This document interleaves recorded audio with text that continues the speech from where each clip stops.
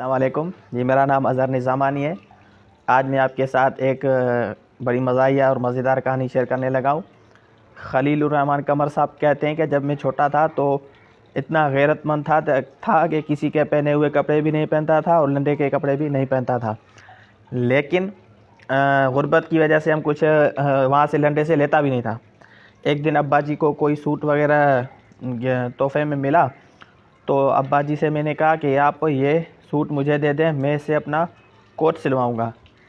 تو ابا جی نے دے دیا اور خلیل الرحمن قمر صاحب کہتے ہیں کہ میں نے اسے کوٹ سلوایا اور کوٹ سلوا کر خوشی خوشی دکھانے کے لیے میں ایسے ہی اپنے چچا کے گھر گیا۔ تو یوں ہی چچا کے گھر میں داخل ہوا تو چچی نے دیکھ کر کہا کہ اے خیلے، اے کوٹ کتھوں لیا ہے؟ تو مجھے بڑا دکھ ہوا، تو میں نے ان کو بتایا کہ یہ میں نے اپنا سلوایا ہے۔ تو میں نے قسمیں بھی کھائیں لیکن وہ مانے ہی نہیں۔ پھر اس کے بعد چچا نے بھی کہا اور جو ہے میرے کزن تھے انہوں نے بھی مجھے ٹوکا۔ چلیں پھر میں اس کے بعد اپنے پھپھو کے گھر گیا تو وہاں پر بھی داخل ہوا تو پھپھو نے بھی کہا کہ اے خیلے، اے کوٹ کتھوں لیا ہے؟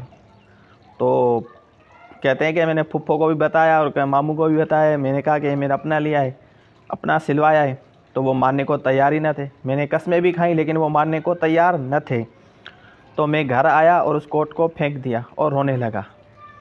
کہتے ہیں کہ عرصہ گزر گیا اور میں محنت مزدوری کرنے لگا اور محنت کر کے پڑھائی کرنے کے بعد میری ایک جاب لگ گئی اور آہستہ آہستہ میں کسی کمپنی کا مینیجر بن گیا۔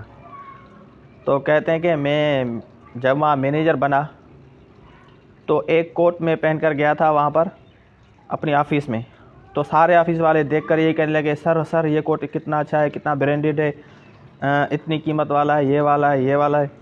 تو بڑے حیران تھے کہ اتنا اچھا سوٹ آپ نے پہنا ہوا ہے۔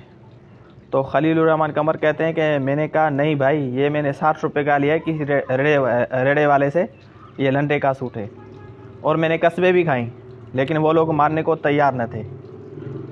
تو خلیل الرحمن قمر صاحب کہتے ہیں کہ مجھے اس وقت پتہ چل گیا کہ بے شک زمانہ کتنا منافق ہے کہ غریب کی سچی بات کو بھی ماننے کو تیار نہیں اور امیر کی جھوٹی بات پر بھی قسمیں کھانے کو تیار ہیں۔